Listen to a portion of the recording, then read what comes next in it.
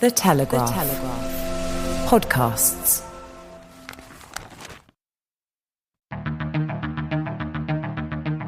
I'm David Nicholls, and this is Ukraine, the latest. Today, we bring you the latest updates from the front and discuss the ongoing impact of the war on Ukrainian businesses, small and large, as they battle to stay open under the threat of strikes, energy blackouts, and winter.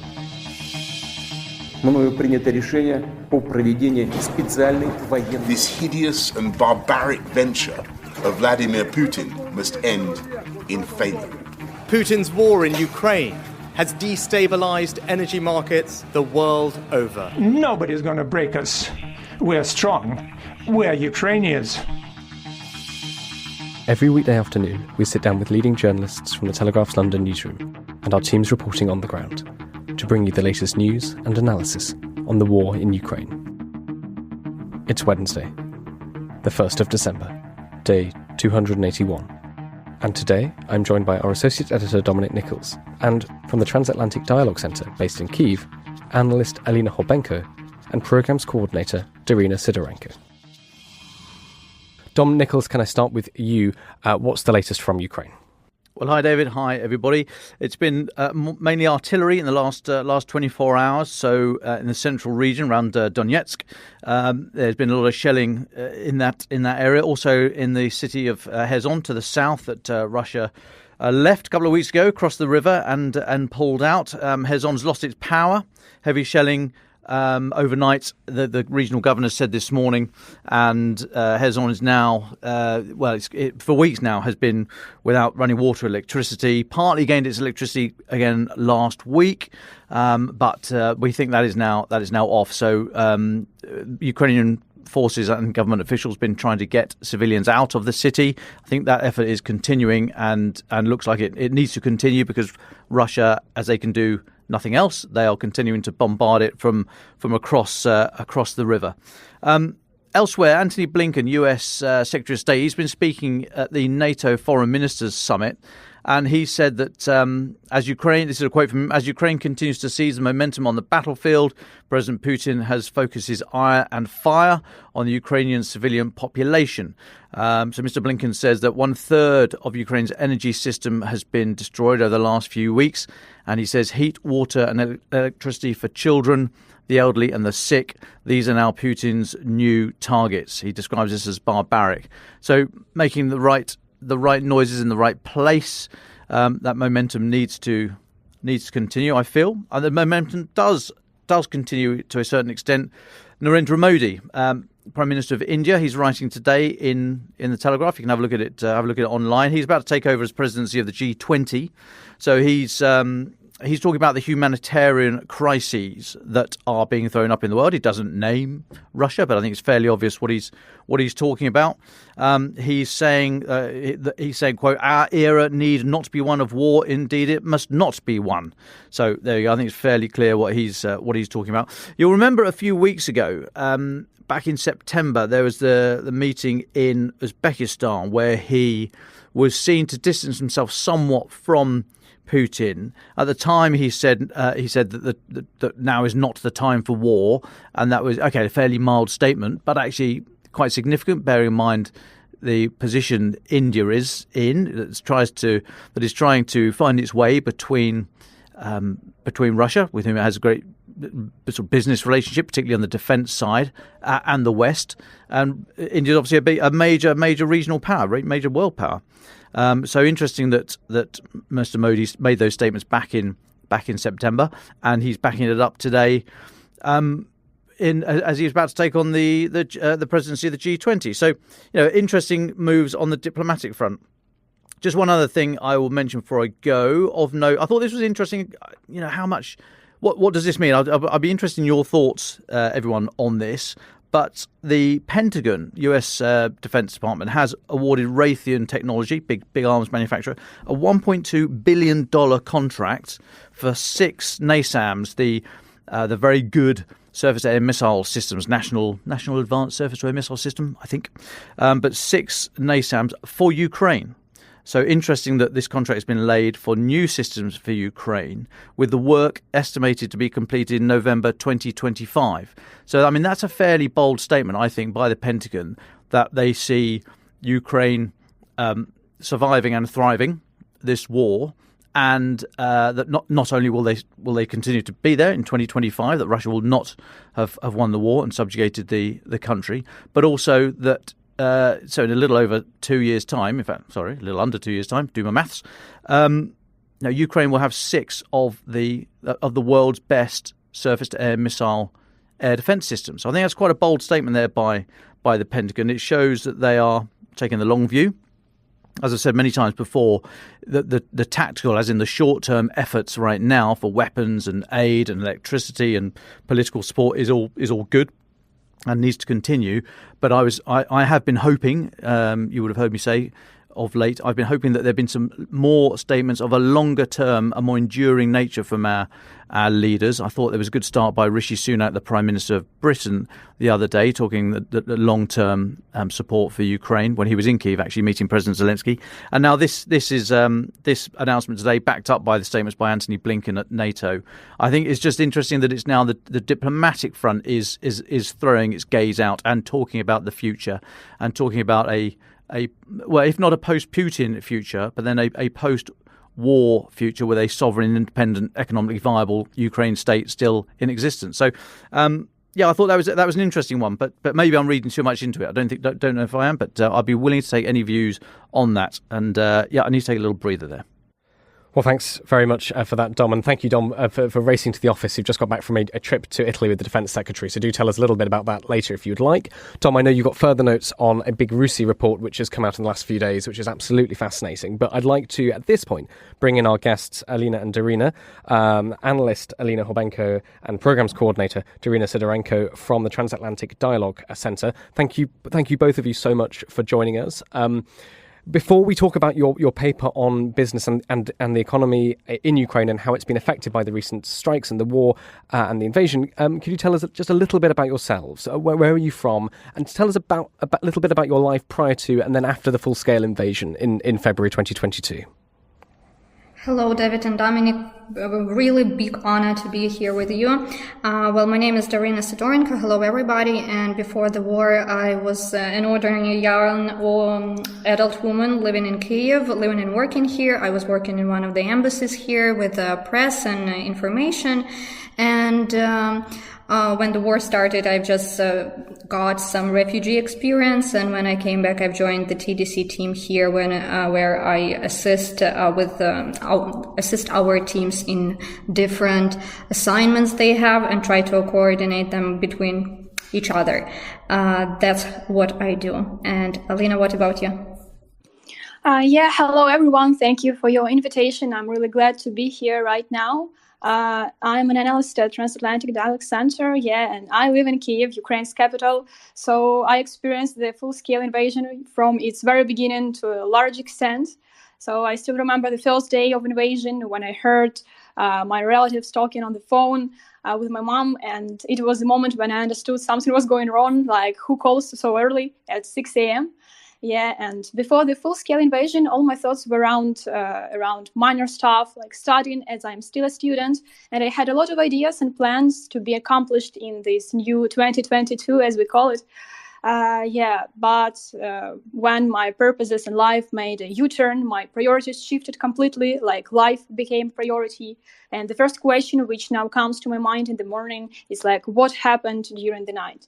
And to be honest, due to war, it's almost impossible to work or study with high productivity and to think about anything else except from the news.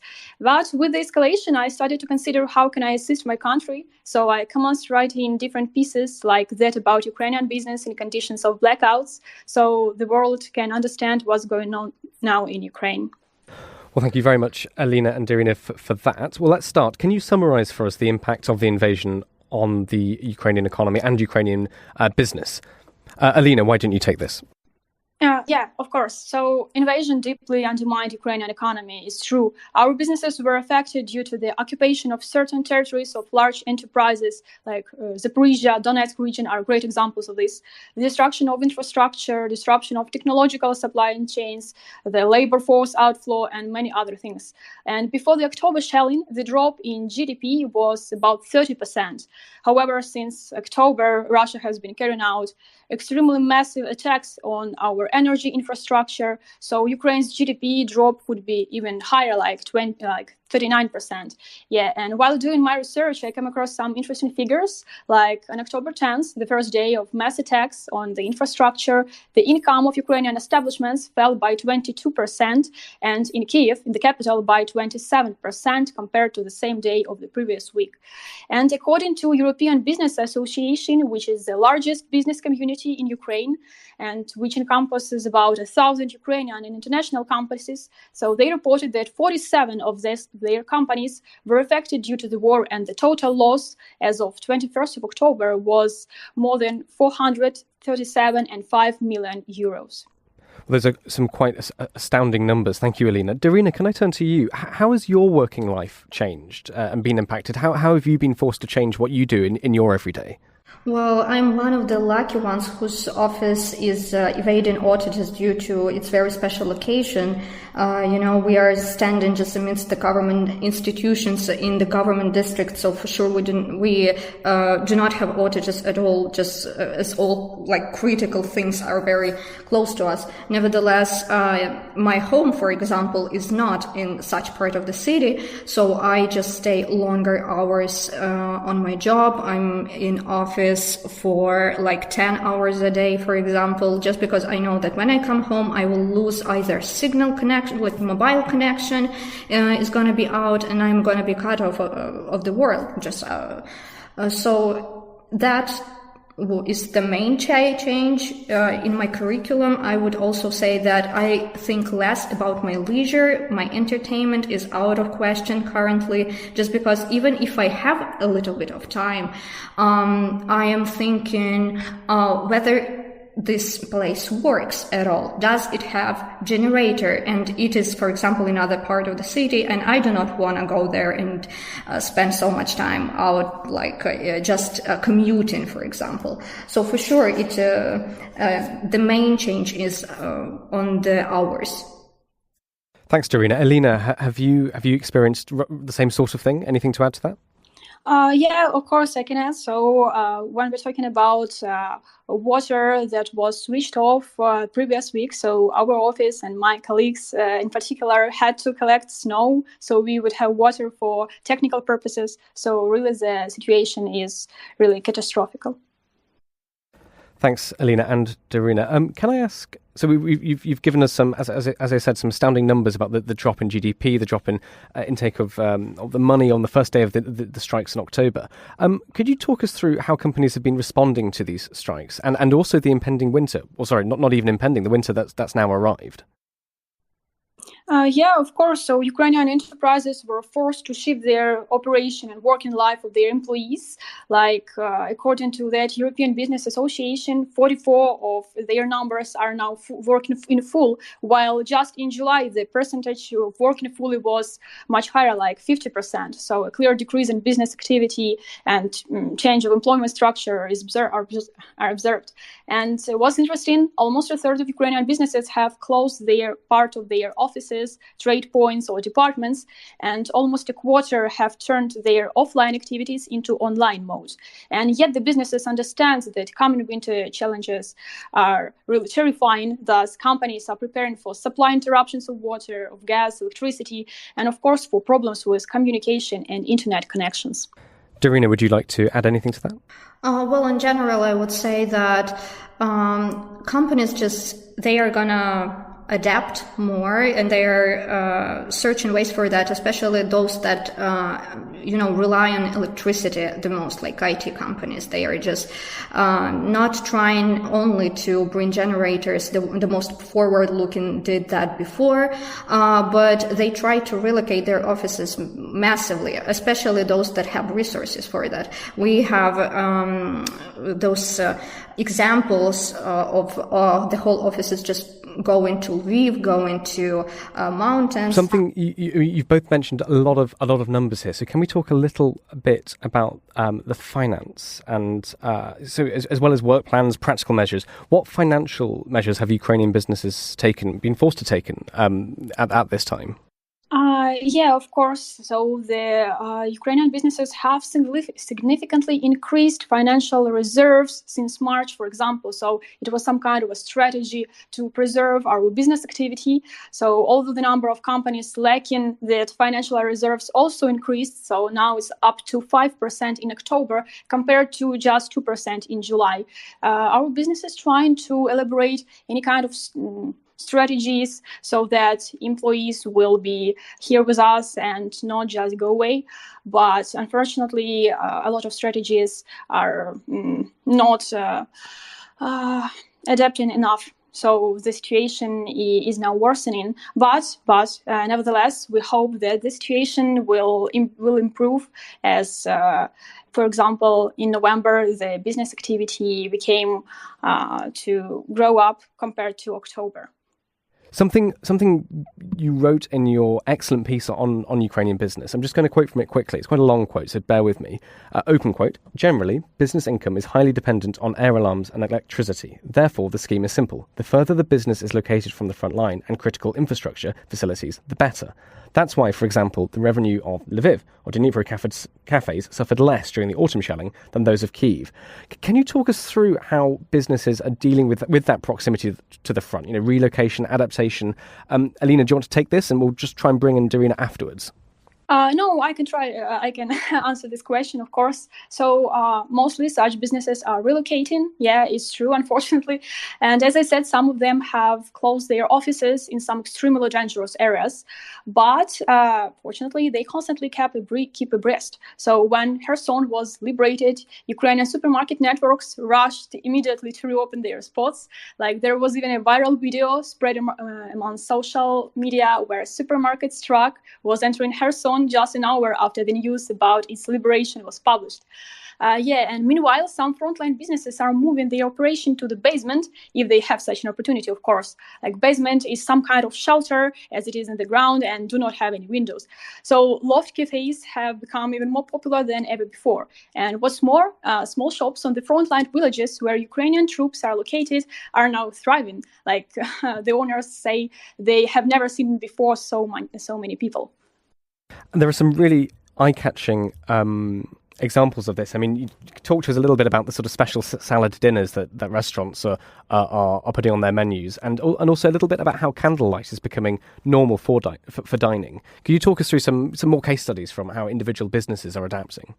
So let's just start that not just individual businesses have problems with it. Let's talk about people. Like people are eating salads all the time, eating sandwiches. Lots of people had to just buy those little gas, like transportable gas stoves and transportable gas bottles, and that's what people and families are using massively, just because if you were here in Kyiv, you remember that here we have lots of high-rise buildings and they just cannot have gas in those buildings. It's just dangerous. So for sure, lots of people just are relying on those little things to keep them going. What do we say about businesses? Well, Ukraine is massively digitalized country. We have changed to internet menus, and now during my last visits to bars and some restaurants, I saw that the paper ones are back, just because when the power outage is coming, you cannot not only pay in card, and you have to pay in cash, but you also just cannot see what this place has. waiters, they have to retell all the menus. So we're just checking how ready they are, literally. So candles are quite amazing, I have to say, even at home, and you can find them even in some very unexpected places, not just in restaurants, but in gyms even. So one of my friends goes to one. When you have yoga with candles, it's amazing. But when you have something more active, well, it's starting to be weird. And can I ask just quickly, how are schools affected? And what are schools having to do at the moment? Yeah, I can get this one. So educational sphere really came under fire as well. Like for freelance teachers, the situation is like this. When during a lesson, the lights switch off, the lesson is over, it's not paid, and time is wasted. So, of course, regulated blackouts would simplify the situation, but new barrages of Russian missile strikes lead to new emergency shutdowns. Some schools and educational centers were more ready for blackouts, that's true. For example, those who bought lighters long before the October shelling were not knocked out of work. Like teachers now record their lessons and pupils listen to them later. And this is the solution. And still, of course, lack of internet does not allow children to study effectively. But what's interesting for pupils themselves, it's rather a pleasant experience, like studying under candlelight sounds funny to them. Some are almost obsessed with these candles, although, of course, parents are dissatisfied as candlelight may lead to poor eyesight. I would just add a little bit of that just because my mother is a teacher, and I've had a phone call to her this morning just to ask about everything. And she said that the biggest challenge is not just for the children, but for the teachers, is they have double load. They are working remotely and offline when the daylight just gives you that opportunity. And this is the worst thing, actually. They are working more like from 7, for example, from 8 a.m. till even 10 p.m. just because some children, when you're like learning remotely, some things are unclear. So for sure, that's the time for them to ask something additional. So the working hours are also crazy. Well, that was actually, thank you very much, Darina. That was actually going to be my next question. I mean, the fact that you don't know necessarily when your internet will be on, when the heating will be on, when lights will turn on, it must have a huge impact on your working schedule. So, Darina, you mentioned the impact on schools, but Alina, would you talk us through potentially how it's affected other people? How have you seen the fact that energy is affecting working schedules pan out across the labour market? Yeah, sure. So working patterns change drastically, and it's true. People are to work multiple shifts, like including night ones and weekends. That is, whenever the light is on. We have to adjust our internal clock to schedules of light cuts. So often we work not when we want to or when we're supposed to, like from 9 to 6, for instance.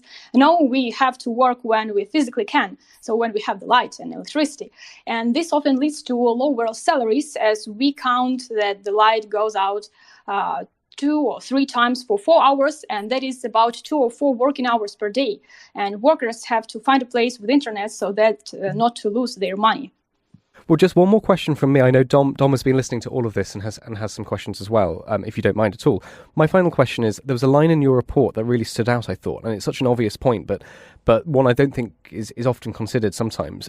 You write, quote, "Not everyone can quickly switch to alternative energy sources." This is such an important point. Can you talk us through why not? And again, how are people and businesses being forced to adapt to that horrible reality? Well, I think the biggest challenge is for the small businesses in here, just because it is just too expensive for them. Let's talk about the prices for the generators. It's like $2,000 to take really good one. It's also about transportation of this generator, about you need to find some space. In Ukraine, small businesses are really small. Like it's a small, garage piece of, I don't know how to describe it. It's kind of just a little room, and for example, putting the generator there is just a suicidal attempt to save your business. So what else do we need? We need fuel, and to refuel the generator is in 1 month it's gonna cost you around $300. So everything adds up, and you have like huge sum of money for somebody who has the business in the times of war. So you basically do not have any spare money to invest into this business. So what do we have? How can we deal with that? Probably with some kind of loan, but loans are just for some equipment that will be unnecessary in, for example, just several months. It's a huge investment for the small business. So some of them, they just cannot change and go for alternatives. Alina, would you like to add anything to that? Just I think that taking a loan, for instance, it's a rather risky decision, because of two reasons. Firstly, it will be quite difficult to pay the loan plus the interest rate and the sales drop. And secondly, of course, if the blackouts are over, and I hope so, they will be over, business will have to pay off the loan for already unnecessary equipment. And that's the reason why many people refuse to take any loan. Well, thank you very much, Darina and Alina, for that. I thought that was fascinating. You've really taken us inside some of the decision-making processes that, unfortunately and horrifically, Ukrainian businesses are being forced to consider. Dom Nicholls, you've been listening to this. Do you have any questions for Darina and Alina?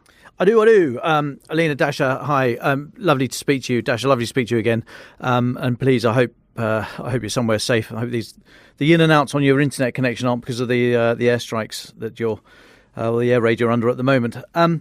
I'd be really interested. What do you think the impact has been on the business community, on the working environment, and indeed education of the huge number of women who have left the country with and without children? But the men have largely been between certain ages. If you could remind me the ages, I'd be keen. 18 to 55, I think. But the men are staying in the country. But a lot of women have left. I just wonder what the impact that has led to on business and work and education in general. One piece of information that I really remember about that is quite surprising, that the number of small businesses opened in the last 3 months, I guess, in Ukraine, they actually belong to women. So we still see that even though huge numbers of women have left, lots of people which are internally displaced, they are trying and take a risk on the territories which weren't conquered or attacked or were liberated. So they continue going. It's amazing for me. I knew that migrants, for example, the people that migrate to other countries from conflict zones, they are usually taking more risks in business and opening new things. But that information, seeing this in Ukraine during a wartime, that's not just a surprise. I was shocked. And I can also add that meanwhile, the importance of occupations connected with providing food production and like cooking food are extremely relevant now. So, and what's interesting, women led about more than half of such businesses nowadays. Wow, that's amazing. Thank you. I really had no idea it was that kind of proportion. The next question is about, you've mentioned Ukraine is a very, very digitalized country. But how secure is the industry, or is the practice of having an online economy? How resilient is it as well? And is it the same culture across the entire country? And I wonder if the war is accelerating these changes in practice, adopting online practices much more than you might otherwise have done had you not been invaded since February 24th. Do you think the whole country will move and make these adjustments at the same pace? Thanks. I would say that the development of digital component in businesses was actually quite not different, but like the same around Ukraine. Businesses in both Kharkiv and Lviv, they would have the same culture as in Kherson and Kyiv. So, what about acceleration? I think Ukraine is usually on the forefront of digitalization. Our business people, they just, when they find something new and they see that it can cost less, it can bring more sales, they do that. that. I've seen people which are on the markets for 30 years, and they have, while they are on the market, like the usual physical one, I mean, they still have their online shops on different platforms. So they are not missing away, I would say. They are not missing out, I'm sorry. So I would rather be positive about that it will not just accelerate. I do not know how to accelerate even more, to be honest, how to be even more digitalized at this point. But for sure, the challenges which are currently coming with online sales are real. Nevertheless, that's the only thing that people are left with. That's it. Yeah, I also agree with Darina on that point. So as for security, we try in our state, of course, trying to strengthen it even more as we can. And we have such an app as DIA. So it's an extremely useful tool for entrepreneurs, both Ukrainian and international. So you can launch a company just in a few clicks, and it's not an advertisement. It's just a real practice. So I believe that our business environment is extremely pleasant for international businesses, even in such harsh conditions. Thank you. And just one final one, if I may, just on that business environment, what feel are you getting from business people about their planning horizons? Are they thinking in the very short term and just sort of trying to get by for now, or are they able to make longer term decisions, perhaps make investments for the future?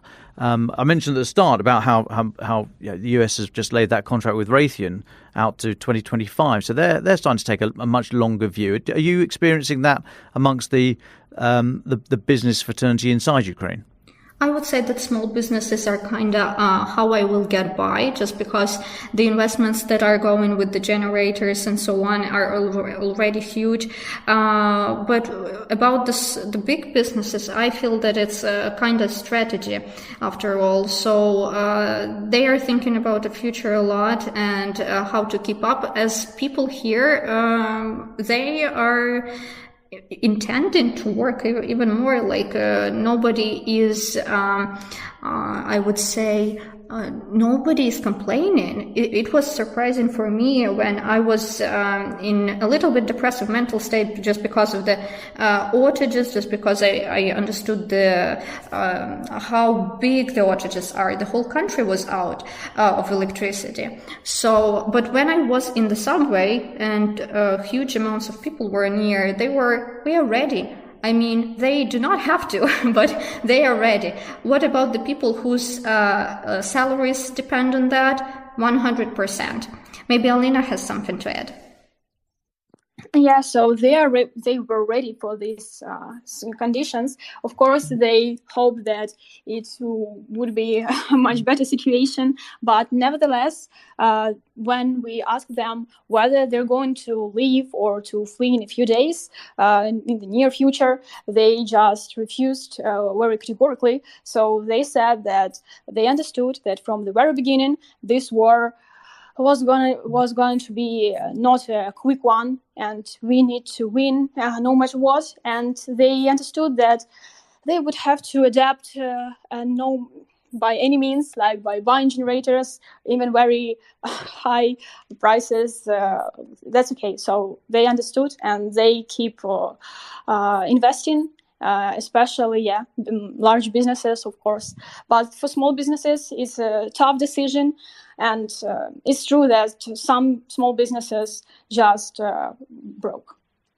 Well, thanks, Dom, for your questions. I've just got one more from me. How do you think... Well, no, let's turn the question around slightly. What do you think the state of the Ukrainian labour market is at the moment? What does it look like for people getting jobs, leaving jobs? What's the sort of supply and demand for those roles? What do you see when you look at the labour market at the moment? Yeah, when we look at the domestic labour market at the moment, so we can observe it's slowing down. of course. So, for example, in October, the increase in number of vacancies proposed to Ukrainian labor market was about 0.3% compared to the previous months. And like in September, the increase was 16%, and in August, 20%. And this nevertheless indicates an activity drop in the labor market. And although on the one hand, the demand for online employment slightly fell because many employees just cannot work adequately due to the lack of electricity, on the other hand, blackouts would not make workers prefer offline over online, as the latter option is still more mobile and safe. Like during blackout, online workers can go to some cafes or co-working spaces, which became extremely popular, by the way, while offline workers are just stuck in their workplace. And what's interesting, the job offer for IT has significantly decreased during this period. Like it's understandable as online work became in question. Thanks very much, Alina and Darina. Is there anything you haven't spoken about that you think is important for our listeners to hear? I think that's more about mental state of people that I would like to add. As I've mentioned, when the biggest outage happened, I was in a depressive mood just because when I came back to my what is called bedroom district, where most of the people live, like 300,000 people live in my bedroom district, so-called. And when I came back there and saw that it's just super dark, I was not just in a bad mood. I was crushed. What about other people? In many podcasts you had, especially the one that you had after coming back from Ukraine, you were told that Ukrainian people are super resilient. Like we have air raid sirens and nobody's kind of rushing away. Nobody's super... stressed about that. Everybody's just doing what is planned for them, right? Go to the bomb shelter or wherever they are safe. So what about this thing with outages? People are resilient just because they have certain routines. Any psychologist would tell you that during the war you have some kind of consequences of things you do that keeps you up. So in this very example, we see that our routine is lost and many people feel lost too. So that is why, for example, in Kyiv, the situation is, I think, one of the worst ones. So people are leaving for another cities in the country or just leaving the country in general. But in other parts, I think this situation is not such, you just do not feel such scales. So mainly people of Ukraine are still resilient as they were. Alina, would you like to add anything on the mental health aspect of this? It's very important and definitely something we should talk more about. Yeah, of course. So personally, I'm really frustrated when I just can't control my life. I can't control what is going on, and it's really extremely difficult for your mental health, for your job, for your work, for all spheres of your life. And like a great example of how Ukrainians changed during this time was Black Friday. That was recently the most popular things Ukrainians bought on Black Friday were not clothes or furniture as usual, but generators, battery, power stations, power banks, and candles. So this is our reality, and we have to adapt to it. Well, thank you very much, Alina and Darina, for joining us. This has been fascinating and quite sobering to hear of all the challenges and issues faced by Ukrainian business over the past few months and looking ahead to the next few months, of course, and even further ahead. Thank you, Dom, for your questions as well. Dom, can I just turn to you before we wrap up and go to our very final thoughts? There's been a very large report from RUSI that's been released about the invasion. You've been reading some of it. You made some notes. Can you talk us through them? Yeah, sure. I'll dash through these, but I would recommend people go and have a look at the RUSI website to get the full ish there, because I'm only going to scratch the surface. But this is it's titled "Preliminary Lessons in Conventional Warfighting from Russia's Invasion of Ukraine, February to July 2022." The authors hope to do an updated one in due course, but this is just for the first few months of this phase of the invasion. But what they're saying is that Russia plan to invade Ukraine over a 10-day period and then sort of occupy the whole country to enable annexation by August 2022. And the plan was built on speed and the use of deception to keep Ukrainian forces away from the capital to ensure that they could rapidly seize the major political centre and business centre. They had a list of what they were going to do to a number of people, and for President Zelensky and the sort of the political leadership, they were going to be killed. Others were going to be locked up, and others subjugated, and so on and so forth. Now, Russia assessed that the deception plan largely succeeded, and at its peak, Russia achieved a 12-to-1 force ratio in that battle north of Kyiv. However, the very tight security around the mission that allowed a measure of successful deception also led to Russian forces being unprepared at the tactical level, not only to enact that plan. They're saying that tactical commanders, the lowest level of commanders, only had hours to know that this invasion was going to happen. But also, so not only to react to the plan, but they had no way of reacting when the plan went wrong. And Russia is saying that the greatest deficiency was this lack of, they call it reversionary courses of action, i.e., having something else up your sleeve when it's all going badly wrong.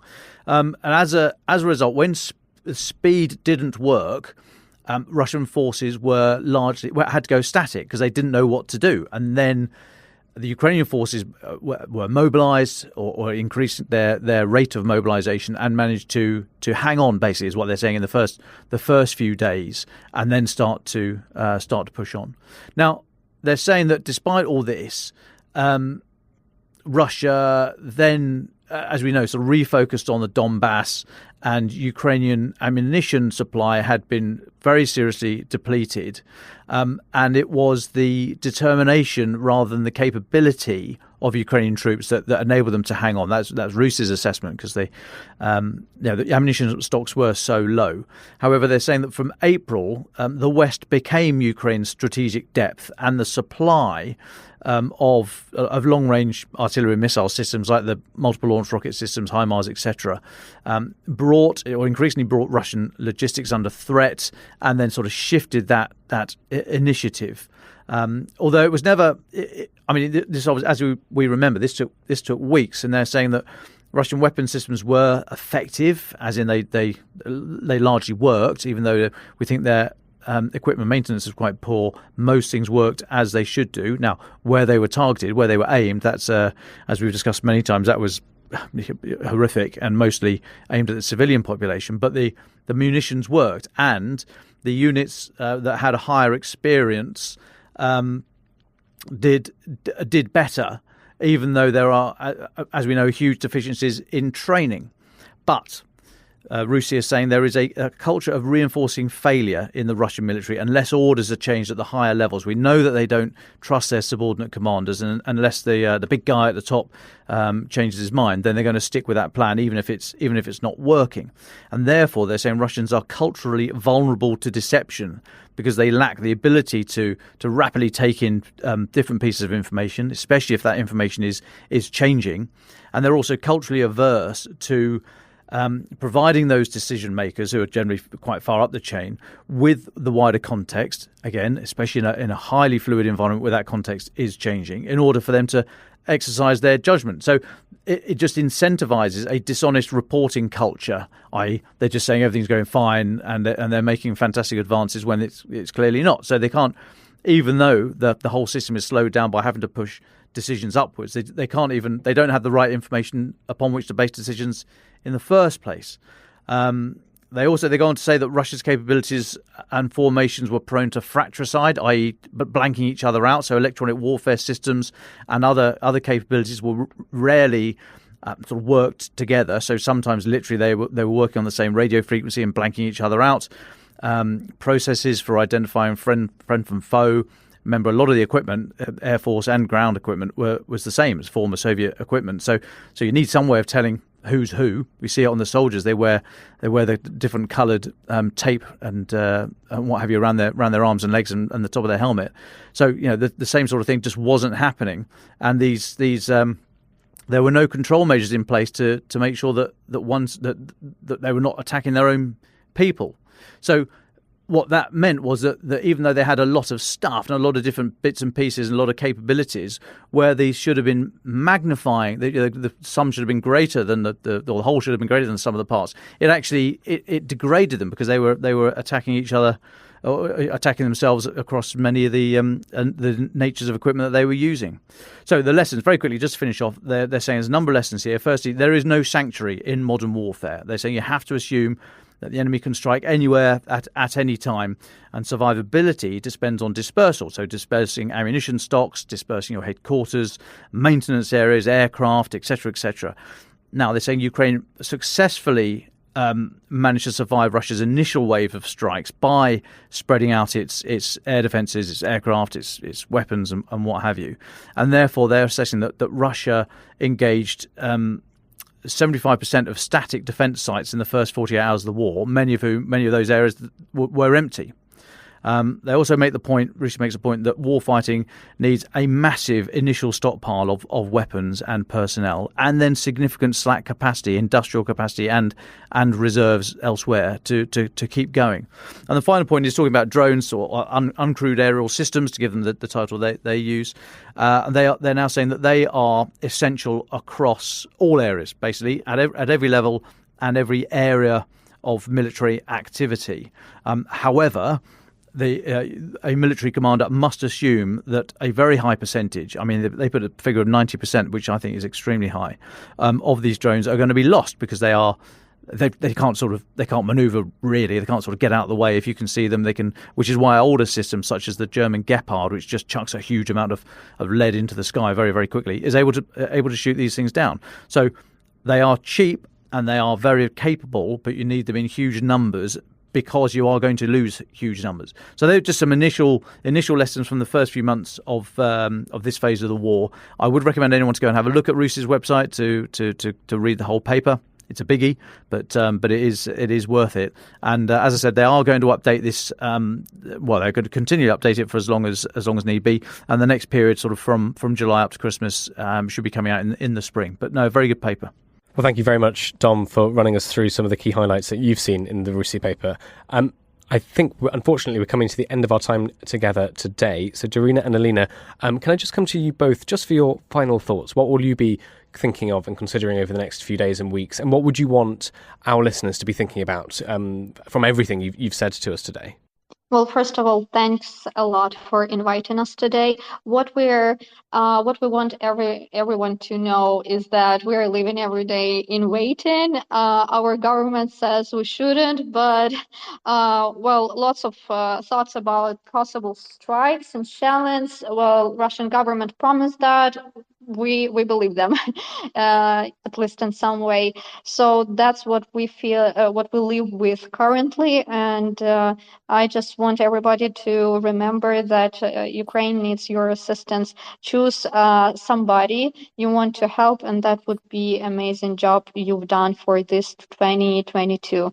So it might be humanitarian, military, or whatever help you would like to provide. Well, you are here. You are not just small person without any resources. All of you are big, and Ukraine just proved that to be true. Just because this country is winning due to the small people works.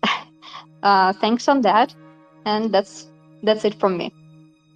Yeah, thank you a lot for your invitation, and we are really glad to share with you our experience and unfortunately our reality. And your support is really vital for us, and we really appreciate it. Thank you all. Ukraine the Latest is an original podcast by The Telegraph. To stay on top of all of our Ukraine news, analysis and dispatches from the ground, subscribe to The Telegraph. You can get your first 30 days completely free at telegraph.co.uk/audio. You can also listen to this conversation live at 1 p.m. each weekday on Twitter Spaces. Follow The Telegraph on Twitter so you don't miss it. If you enjoyed this podcast, please consider following Ukraine the Latest on your preferred podcast app. And if you have a moment, do leave a review, as it helps others find the show. To our listeners on YouTube, for reasons beyond our control, there's sometimes a delay between broadcast and upload, so if you do want to hear an episode as soon as possible, it's available on your podcast apps. Please search for Ukraine the Latest on Spotify, Apple Podcasts, or your preferred app. check out the Ukraine page on the Telegraph website. As ever, you can get in touch directly to ask questions or give comments by emailing podcasts@telegraph.co.uk. We do read every message. We are especially interested to hear where you are listening from around the world. Ukraine the Latest is produced by Louisa Wells and Giles Gear. And today on Twitter, Emily Hill.